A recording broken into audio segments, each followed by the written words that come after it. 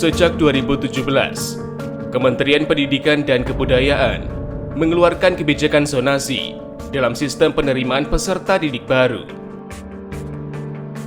Kala itu, Mendikbud Muhadjir Effendi menuturkan, kebijakan zonasi diambil atas respon terjadinya kasta dalam sistem pendidikan yang selama ini melalui seleksi kualitas calon peserta didik. Mulai berlaku sejak 2017, sistem zonasi kembali disempurnakan di tahun 2018 melalui Permendikbud nomor 14 tahun 2018 menggantikan Permendikbud nomor 17 tahun 2017 tentang PPDB. Sebuah kebijakan yang diberlakukan 6 tahun lamanya dengan tujuan pemerataan kualitas sekolah itu kembali dipertanyakan. Asa pemerintah meningkatkan kualitas sekolah lewat jalur zonasi justru menimbulkan masalah tak berujung. Sejumlah kasus mulai dari sebaran siswa yang tak merata, kecurangan penentuan zonasi, akal-akalan persyaratan administrasi, dugaan suap, dan titip-menitip siswa masih kerap dilakukan.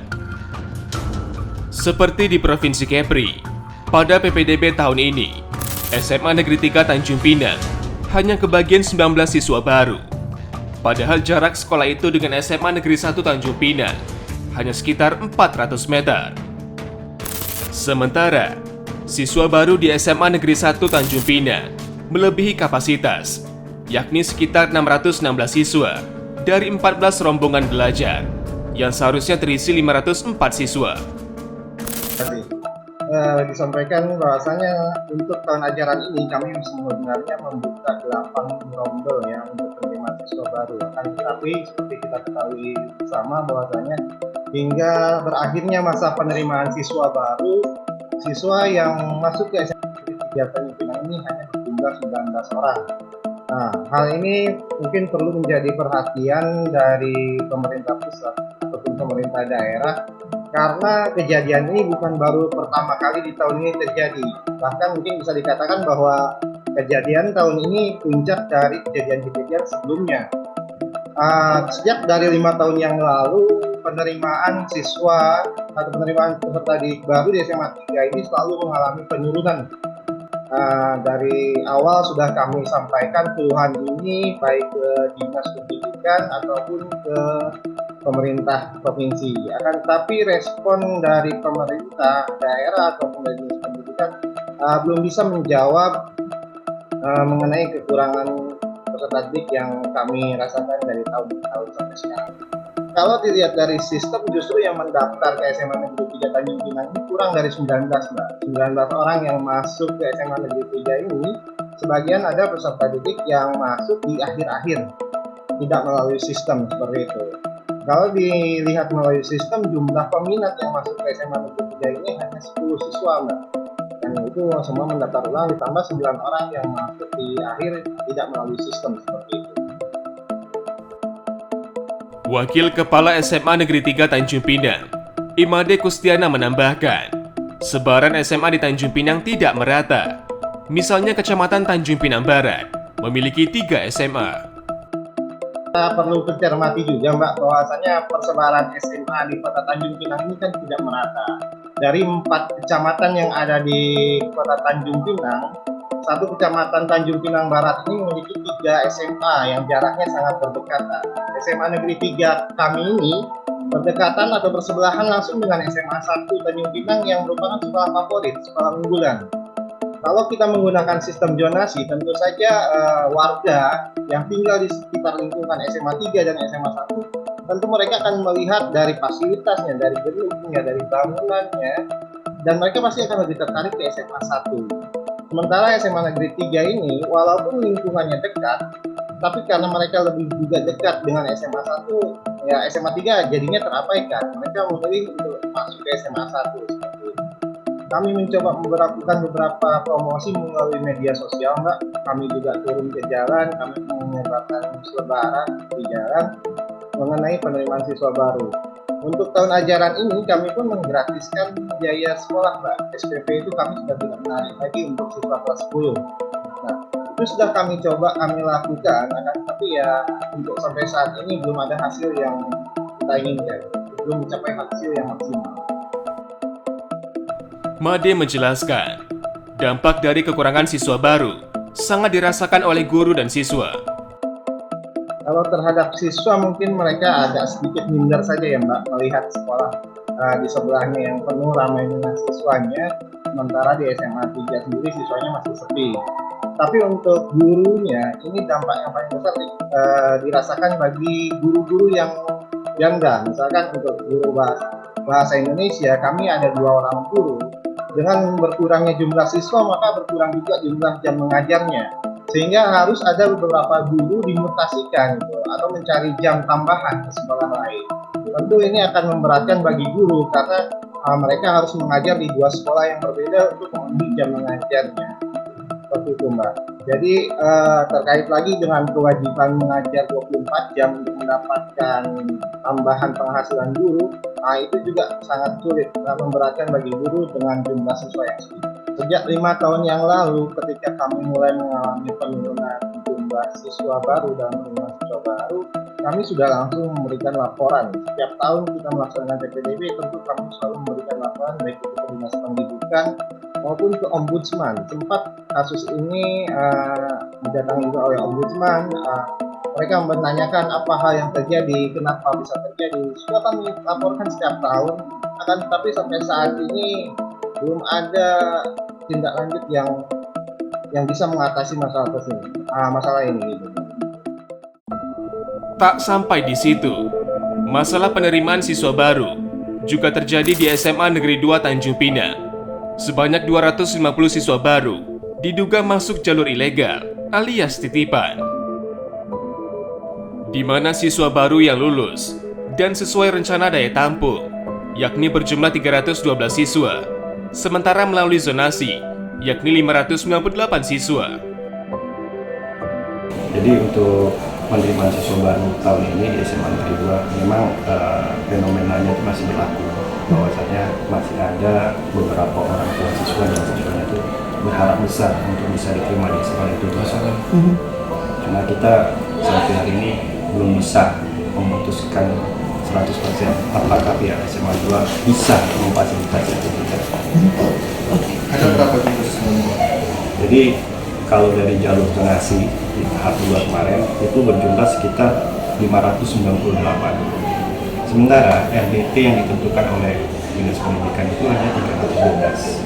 Sisanya itulah yang masih berharap besar untuk bisa diterima di SMA Negeri 2.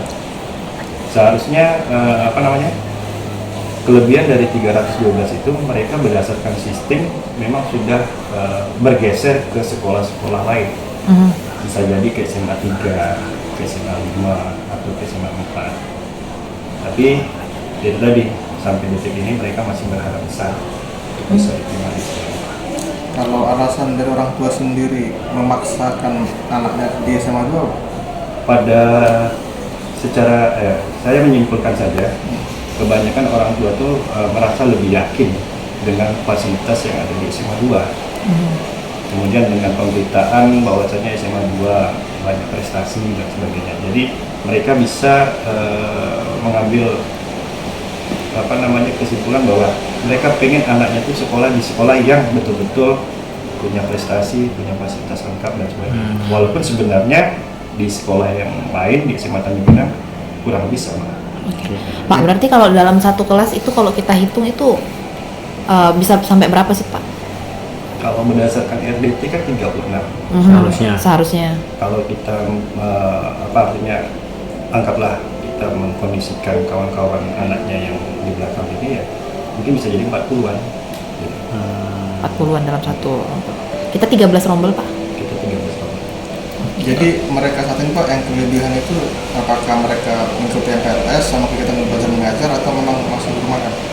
Yang jelas belum kita mulai dalam proses pembelajaran. Kita pun belum bisa memutuskan apakah kami mampu nantinya memfasilitasi mereka.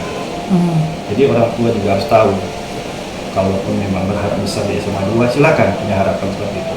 Tapi kami juga punya kemampuan, dan kemampuan keterbatasan kami pihak orang tua juga harus tahu. Kita belum menghitung semua. Yang bisa kita sampaikan di sini ya yang 468 itu. 460. Kalau yang berharap masih pengen bisa diterima di SMA 2, kita belum bisa final.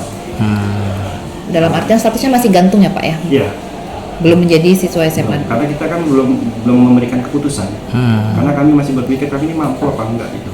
Tapi kalau keputusan itu tidak ada Pak, berarti anak tersebut tidak bisa sekolah. Biarlah itu menjadi PR kita bersama nanti. Bagaimananya? Artinya SMA 2 tak bisa memecahkan sendiri. Oke. Kalau memang ada sekian ratus orang tua yang mengatakan bahwa anaknya sekarang tidak terdaftar di semua sekolah di Tanjung Pinang, itu bukan PR SMA 2 Mas. Oke. Itu adalah PR dari kita semua, Oke. termasuk pemerintah daerah. Oke. Pak, tapi beredar juga satu Pak, surat atau form yang menyatakan kalau untuk pernyataan titipan asli dan pernyataan titipan fotokopi itu seperti apa Pak? Untuk Itu SMA 2 Pak? sebenarnya konsep tahun kemarin terpakai sekarang karena kita pindahkan file aja kemarin. Dan kalau bicara penyakitnya sama dengan sekarang. Tahun kemarin itu memang sudah ada indikasi yang seperti itu. Dan itu kita gunakan untuk meredam. Artinya orang tua yang datang berharap besar dengan SMA 2 itu kita kan nggak bisa ngasih keputusan. Jadi paling tidak ini bakal kita bawa bahwasanya ada sekian ratus orang tua yang berharap di SMA 2. Dengan bukti Karena titipan kita nggak tadi. bisa memutuskan, maka berkas itu nanti yang kita tunjukkan kepada pihak-pihak yang mungkin bisa diajak berembuk nanti. Oke, berarti dengan bukti pernyataan titipan yang tersebut itu Pak ya? Ada bukti fisik bahwa memang ada sekian orang tua yang berharap besar di sini. Oke. Beralih ke Batam, SMA Negeri 1 Batam terpaksa menerapkan sistem belajar online dan offline, menyusul banyaknya jumlah siswa yang tak tertampung pada PPDB. Kita dalam tahun ajaran 2023-2024 ini kita telah melakukan penerimaan siswa baru, ya. Penerimaan siswa baru itu melalui PPDB online yang secara resmi sudah berakhir. Ya, kita sudah memasuki tahap 1, 2 sudah selesai dan waktu itu sudah berjumlah 500 orang. Ya, artinya dalam 14 rombel kita sudah menerima PPDB online yang itu 500 orang siswa kita. Kemudian informasinya Pak, ada tambahan di luar itu Pak? Ada tambahan di luar itu katanya. Iya, sebenarnya kita berharap ya tidak ada tambahan lagi karena 500 siswa itu sudah cukup banyak dan itu sudah melampaui dari daya tampung kita sebenarnya. Dari 14 rombel itu kita memiliki kelas yang efektif untuk belajar cuma 25 ya. 14 kelas sudah dipakai sama kelas 12 dan 11 kelas lagi itu terpakai double shift dengan kelas 10 dengan 11. Ya, kita sudah katakan kepada masyarakat yang datang supaya masuklah ke sekolah-sekolah yang masih kekurangan siswa.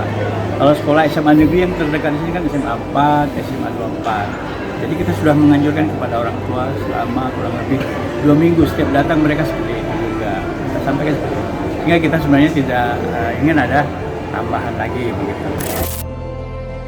Menyikapi beragam masalah yang ada, Kepala Dinas Pendidikan Provinsi Kepri, Andi Agung mengatakan, Disdik Kepri telah membangun ruang kelas baru SMA di Tanjung Pinang. Namun nyatanya, citra sekolah unggulan masih melekat di masyarakat. Seperti di Tanjung Pinang menumpuk di 1 dan 2. Padahal di SMA 3, SMA 5 dan SMA 7 di Bintang Timur itu masih banyak yang artinya masih banyak yang bangku yang bisa anak-anak kita masuk di sana gitu. Terus rasanya seperti di Bintang Timur itu di Tanjung Pinang Timur itu sudah kita udah bangun tahun kemarin itu ada beberapa RKB, tahun kita bangun lagi 6 RKB supaya bisa merata gitu, tidak terkumpul lagi. Makanya saya bilang kita lihat sekarang ini kan masyarakat masih tetap muda, artinya mau masuk ke SMA 1 dan SMA 2 sampai hari ini masih tetap bisa berjubel di sana.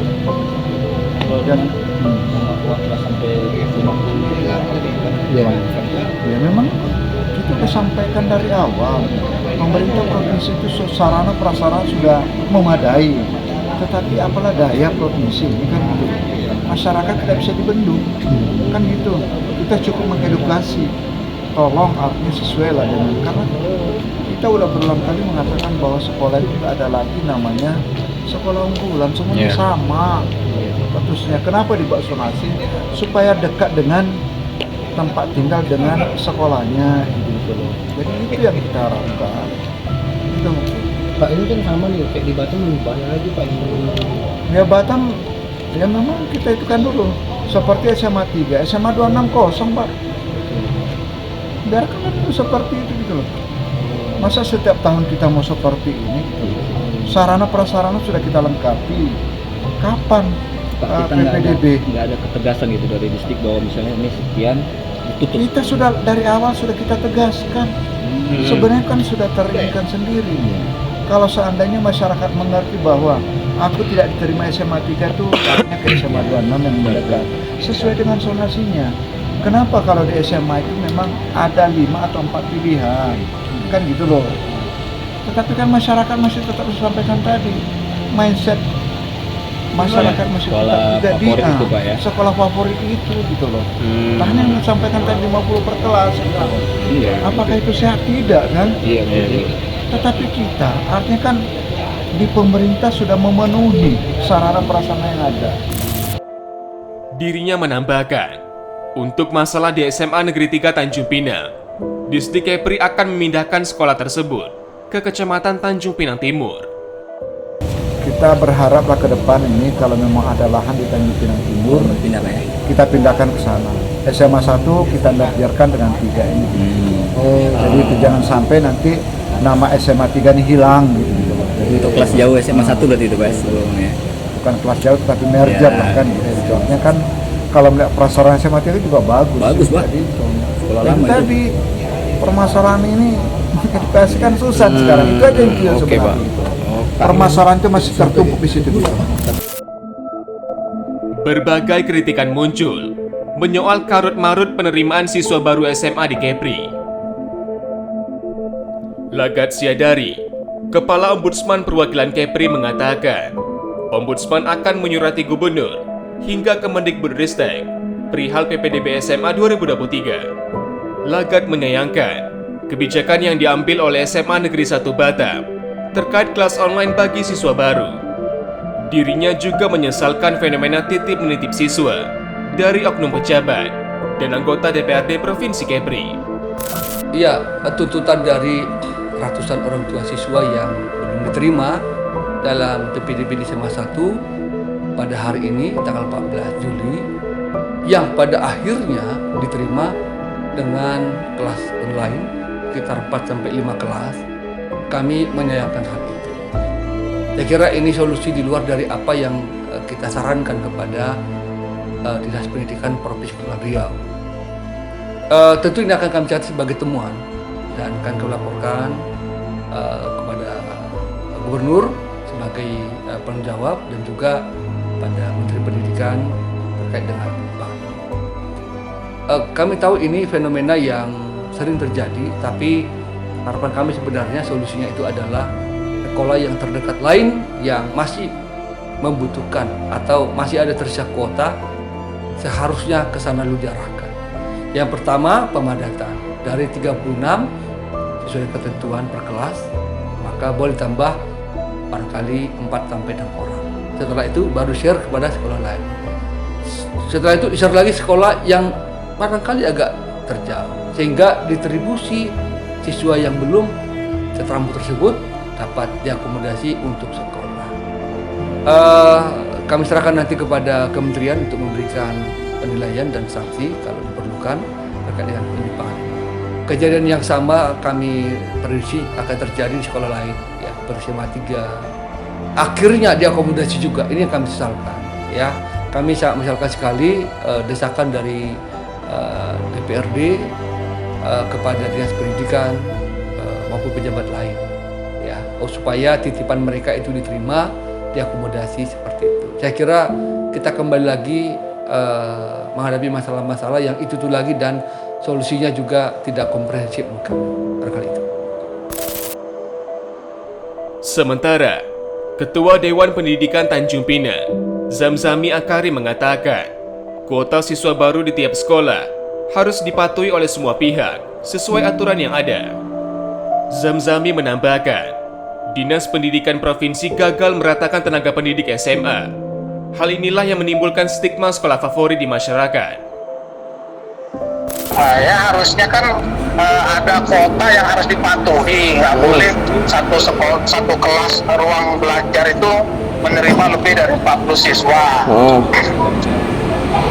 Tetapi ini dipaksakan supaya sekolah menerima anak-anak yang mestinya dia ini terseleksi melalui sistem PPDB online itu, terseleksi loh ya.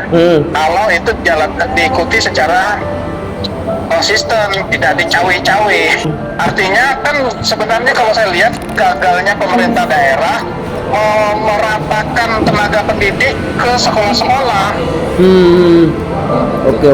Ya kan misalnya seolah-olah di SMA 1 tuh semua gurunya bagus, atau guru yang sudah ada nggak mau pindah.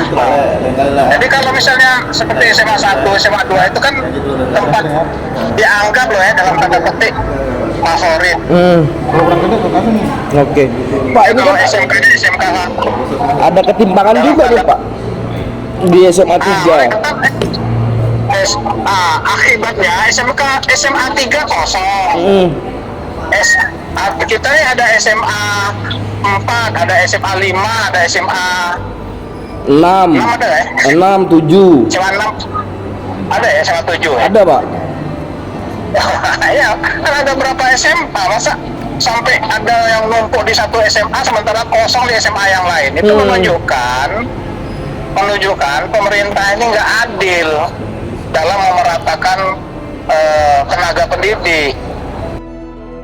Zamzami menilai perlu ketegasan pemerintah dan sekolah terhadap kuota siswa baru dan perlunya pemerataan kualitas pendidikan. Jadi harusnya kan solusinya kalau menurut saya ya, pertama ketegasan pemerintah atau ketegasan sekolah itu jangan diganggu-ganggu, jangan dicawi-cawi oleh misalnya titipan oknum anggota dewan atau mungkin kepala daerah atau siapapun lah tokoh-tokoh yang berpengaruh untuk memaksa kepala sekolah menerima putra-putra yang tidak terseleksi secara online di PPDB. Kemudian yang kedua, harus ada pemerataan, meyakinkan pada masyarakat bahwa sekolah kita ini sekarang sudah merata, semua sama. Nggak ada sekolah favorit, nggak ada sekolah hebat sekarang, semuanya sekolahnya hebat. Ciri sekolah hebat itu apabila tenaga pendidiknya juga hebat dan merata. Fasilitasnya juga merata. Jangan sekolah yang sudah dianggap favorit kemudian dia ditambah fasilitas yang tenaga pendidiknya juga favorit. Jadi sebenarnya keluaran peserta didik itu dari sekolah favorit dengan guru-guru favorit itu berarti bukan sekolahnya yang favorit. Iya benar. Memang untuk peserta didiknya yang pintar misalnya gitu. Gini, kalau seandainya prinsipnya bahwa semua sekolah itu sama, nggak ada favorit, maka yang sisanya itu dilimpahkan ke sekolah yang kosong. Misalnya SMA 3 kan kosong, dialihkan 2 kelas ke SMA 3 kan masih luang gitu. Sementara akademisi Umbra, Alfiandri menilai Dinas Pendidikan Provinsi Kepri harus melakukan edukasi governansi, yakni mampu menjamin iklim berkompetisi dalam akademi, bukan menjadi ladang subur bagi praktik KKN. Dirinya menilai penerimaan siswa baru melalui zonasi justru membentuk sekolah semakin produktif untuk meningkatkan mutu pendidikan. Semestinya, Dinas Pendidikan Provinsi Kepulauan Riau melakukan edukasi governansi. Pendidikan di Provinsi Kepulauan Riau semestinya harus berdistribusi secara normal. Dinas Pendidikan Provinsi Kepulauan Riau juga harus mampu menjamin iklim berkompetisi dalam ajang akademik. Jangan dibiarkan menjadi ladang subur konflik kepentingan yang berimplikasi kepada degradasi dunia pendidikan. Kendali pemerataan pendidikan bermutu harus terus digiatkan oleh Dinas Pendidikan dan seluruh sekolah di tingkat SLTA baik itu SMA maupun SMK. Menurut hemat saya, fenomena penerimaan murid baru semestinya berdasarkan yang terjadi saat ini zonasi harus membuat kemerataan. Dan pemerataan bukan membuat tumbuh suburnya praktek-praktek KKN, korupsi, kolusi, dan nepotisme, melainkan menciptakan iklim kompetitif yang sehat untuk membentuk sekolah-sekolah yang semakin terpacu untuk semakin produktif, meningkatkan mutu pembelajaran yang berdistribusi secara normal, guna peningkatan pendidikan dengan adil dan merata. serta pelayanan pendidikan yang mudah dijangkau oleh masyarakat tanpa menghilangkan atau meninggalkan semangat dalam meraih mutu prestasi yang semakin tinggi di Provinsi Kepulauan Riau. Mungkin itu tanggapan saya.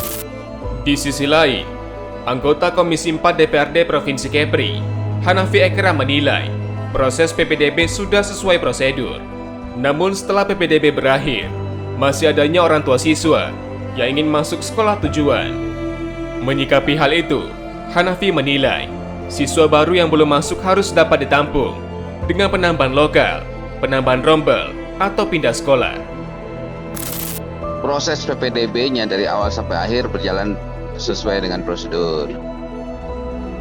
Cuma setelah PPDB berakhir, ada masih anak-anak kita yang belum tertampung, yang ingin orang tuanya ingin di sekolah-sekolah tertentu. Nah, itu di luar waktu PPDB. Maka pemerintah, Dinas Pendidikan harus mencari solusi. Kita ingin dari Komisi 4 menginginkan bahwa anak-anak yang belum masuk ke sekolah ini hendaknya tetap dapat ditampung oleh sekolah. Ya, apakah dipindahkan ke sekolah yang masih kosong atau bagaimana, penambahan lokal atau pemadatan di satu ruang rombel. Nah, itulah yang dilakukan oleh Dinas Pendidikan setelah masa PPDB berakhir. Demi mengantisipasi penumpukan di sekolah, Hanafi mendorong SMA Negeri 3 Tanjung Pinang dipindahkan ke Kecamatan Tanjung Pinang Timur. Di sisi lain, ia menekankan butuh peningkatan kualitas pendidikan di tiap SMA. Kalau saya melihat memang sistem zonasi yang diterapkan seperti contoh ya SMA 1 dan SMA 3 itu kan sekolah yang sangat berdempet, tentu satu zonasi. Kalau semua orang tua murid punya peluang untuk ngambil zonasi itu, maka orang tua murid pasti akan memilih SMA 1. Maka ke depan nih Dinas Pendidikan harus punya kebijakan, kita pemerintah harus punya kebijakan bagaimana SMA 3 ini supaya nomor induk sekolahnya tetap ada, harus dipindahkan ke daerah padat seperti Tanjung Pinang Timur. Jadi zonasinya tidak berdempetan dengan SMA 1. Tapi proses PPDB-nya sampai waktu awal sampai akhir itu sesuai dengan, dia kan komputerisasi ya, ada aplikasi. Cuma masalahnya ada keinginan orang tua ingin masuk tetap ke SMA 1 dan SMA 2. Ini juga kita bisa mengukur bahwa perlu peningkatan kualitas di SMA-SMA selain SMA 1 dan SMA 2.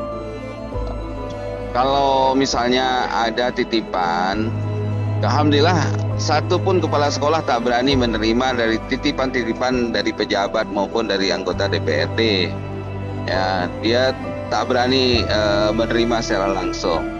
Dan itu semua tertampung di Dinas Pendidikan, termasuk yang tadi tidak tertampung itu bukan diterima di sewaktu PPDB. Jadi yang tadi itu, ya kalau kita nih contohnya, saya anggota DPRD nih, berapa banyak nih orang minta, Pak tolong SMA 1, SMA 2 gitu kan. Akhirnya kita jawab semua sekolah itu sebenarnya sama. Nah itu yang kita arahkan dulu. Semua sekolah mutunya bagus, tidak hanya SMA 1 dan SMA 2 yang bagus, SMA lain juga insya Allah bagus gitu kan. Nah setelah itu yang tetap ngotot juga baru data itu kan kita kasih ke dinas, dan itu kita tak memaksa. Silakan dinas yang punya kebijakan, orang-orang yang belum tertampung, anak-anak yang belum tertampung di SMA 1 ya, yang belum tertampung, maka prinsipnya adalah anak ini harus sekolah. Prinsipnya seperti itu. Pertama memang semua orang harus punya peran memberikan pemahaman kepada wali murid, kepada siswa bahwa sekolah sama ya. Yang kedua, kita ada sepakat dengan Dinas Pendidikan akan mengadakan rapat rutin sebelum terjadi PPDB tahun depan untuk melihat petanya dan langkah-langkah solusinya apa. Insya Allah.